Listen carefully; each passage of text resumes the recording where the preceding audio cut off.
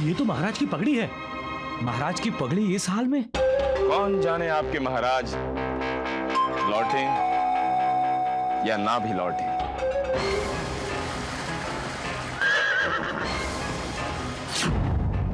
अरे ये तो उज्जैन के महाराज विक्रमादित्य जैसे लग रहे हैं। क्या कह रहे हो तुम? महाराज विक्रमादित्य और इस हाल में, और वो भी दूसरे राज्य में? हो ही नहीं सकता।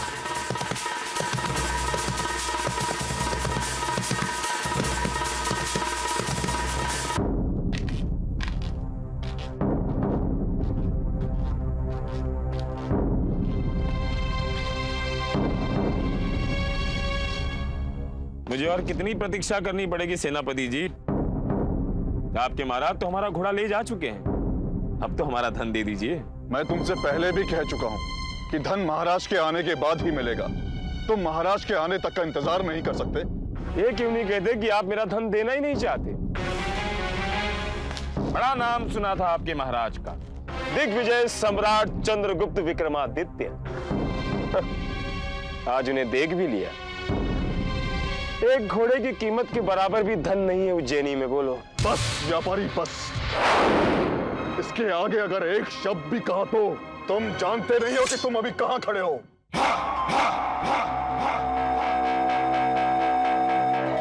आप भी नहीं जानते कि आप किसके सामने खड़े हैं।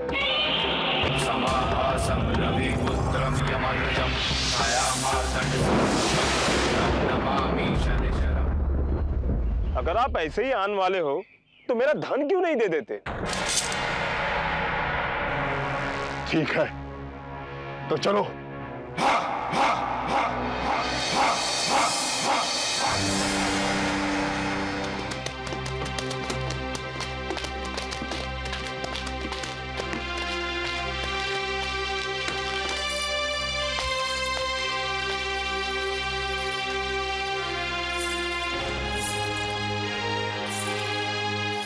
प्रणाम महारानी। क्या हुआ? महाराज लौटे नहीं, हमने सैनिक भेजे हैं उनकी खोज में। वो किस दिशा में गए थे? दक्षिण दिशा में। दक्षिण दिशा में गए?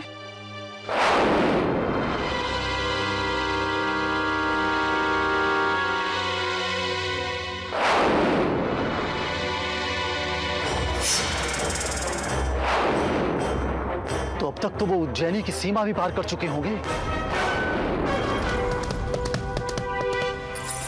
और वो घोड़ों का व्यापारी कहां है? वो तो घोड़ों का मूल्य लेने के लिए सेनापति के साथ कोषागार गए हैं। कोषागार गया है?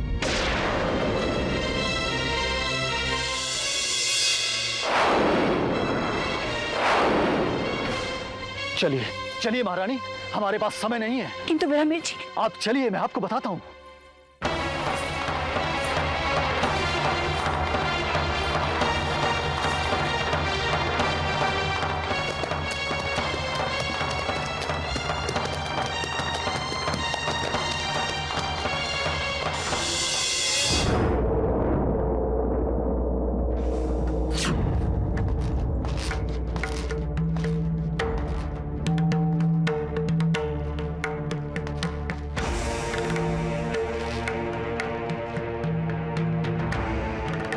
तुम यहीं ठहरो, मैं धन लेके आता हूं।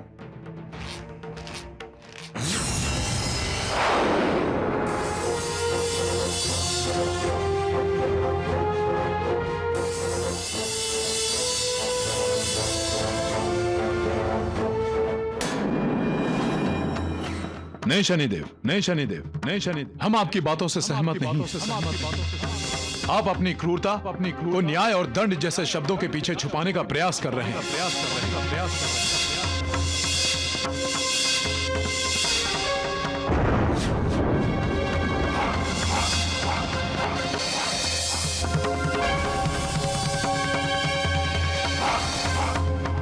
महाराज विक्रमादित्य, अब ये दरबार तुम्हारे बिना सूना सा लग रहा है ना?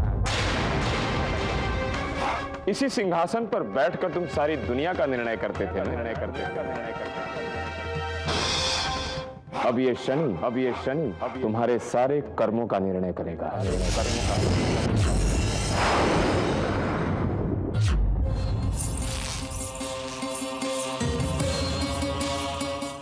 आइए आइए महारानी, जल्दी चलिए, कहीं हमारे पहुंचने से पहले वो व्यापारी निकल ना जाए।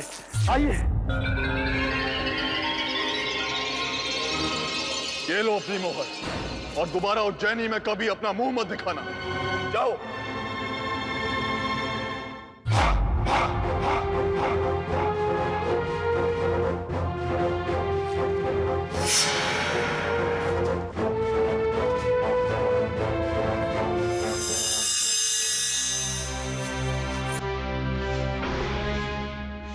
सेनापति, सेनापति, जय जय जय।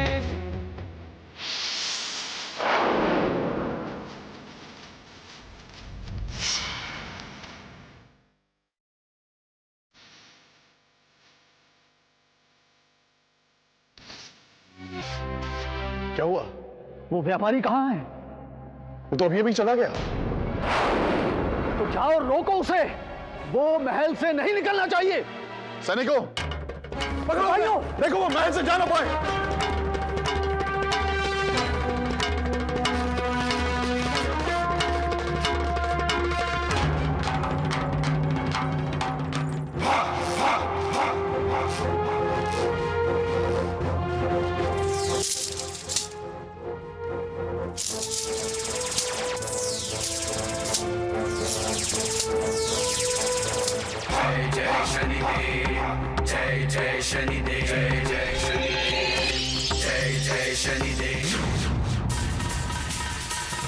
पकड़ो उसे सेनापति, वो व्यापारी बच के जाने ना पाए।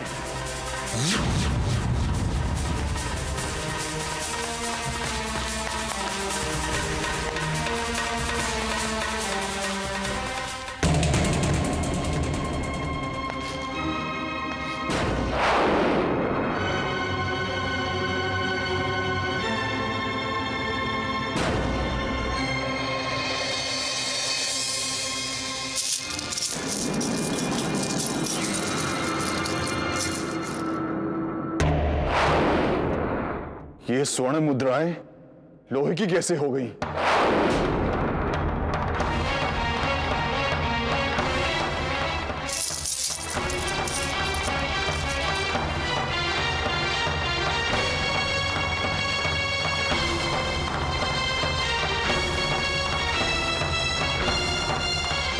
सेनापति, वो व्यापारी राजमहल से बाहर नहीं जाना चाहिए। व्यापारी भाग गया।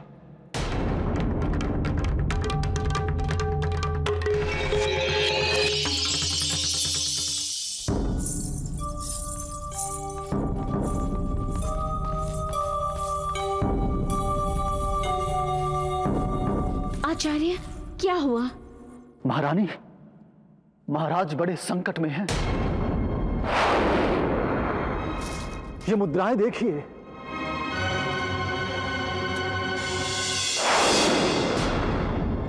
लगता है शनिदेव उज्जैनी से रुष्ट हो गए।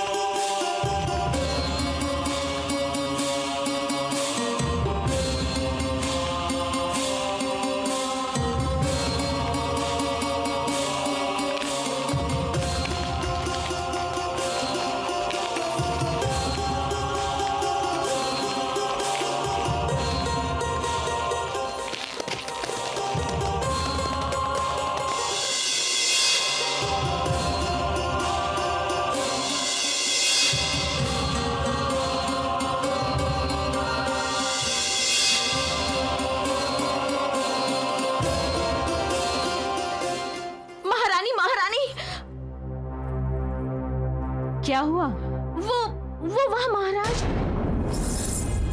महाराज,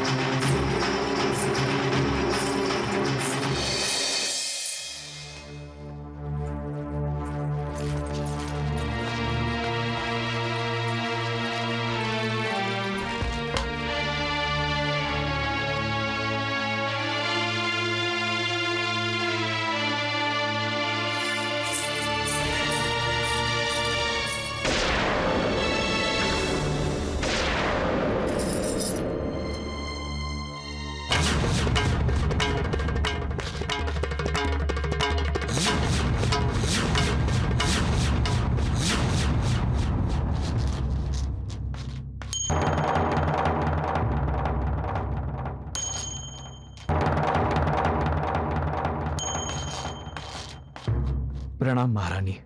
महारानी, महाराज का पता तो नहीं चल पाया, लेकिन जंगल में महाराज का मुकुट, तलवार और ये वस्त्र मिले हैं।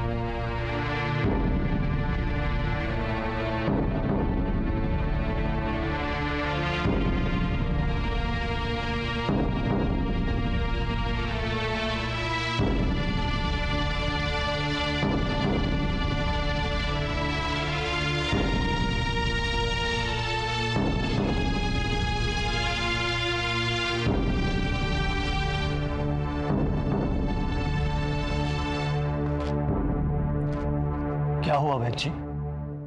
सब ठीक तो है? बहुत गहरा सदमा लगा है महारानी के मन को। वैद्य जी, आपको क्या लगता है ये कब तक होश में आ जाएंगी? कुछ कहा नहीं जा सकता। आने को अभी आ जाए, न आने को बरसों न आए।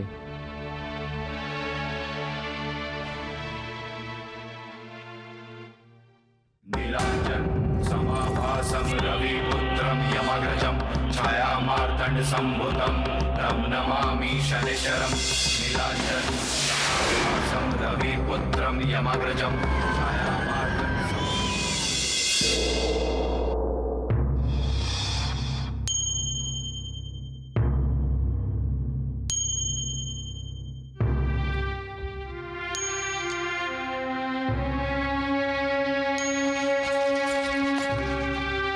आप सभी लोग शनि के अपमान को साधारण घटना समझ रहे थे। अब देख लिया परिणाम।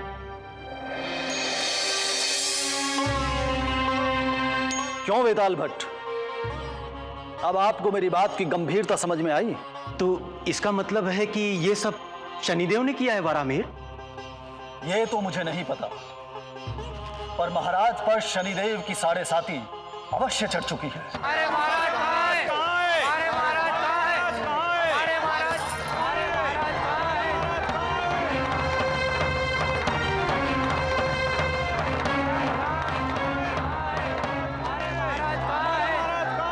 प्रणाम महामंत्री जी।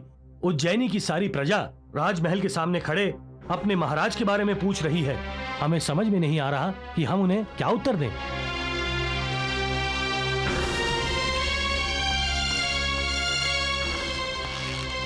बताइए, क्या जवाब दें हम उज्जैनी की प्रजा को? कहां से लाकर दें उन्हें उनका महाराज? कहीं ऐसा तो नहीं कि हमारे महाराज इस दुनिया में ही ना हो? बेताल भट्ट, बेताल भट्ट, आप हमेशा उल्टा ही क्यों सोचते हैं?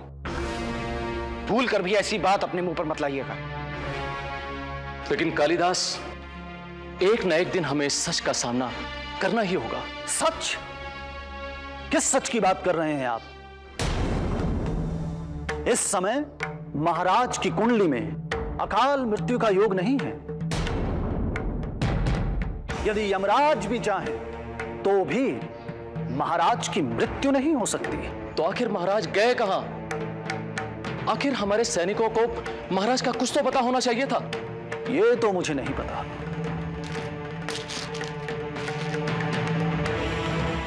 इस समय उनकी कुंडली में शनिदेव रोहिणी नक्षत्र में है और कृतिका नक्षत्र में प्रवेश करते ही महाराज का जीवन बहुत भारी संकटों से घिर जाएगा।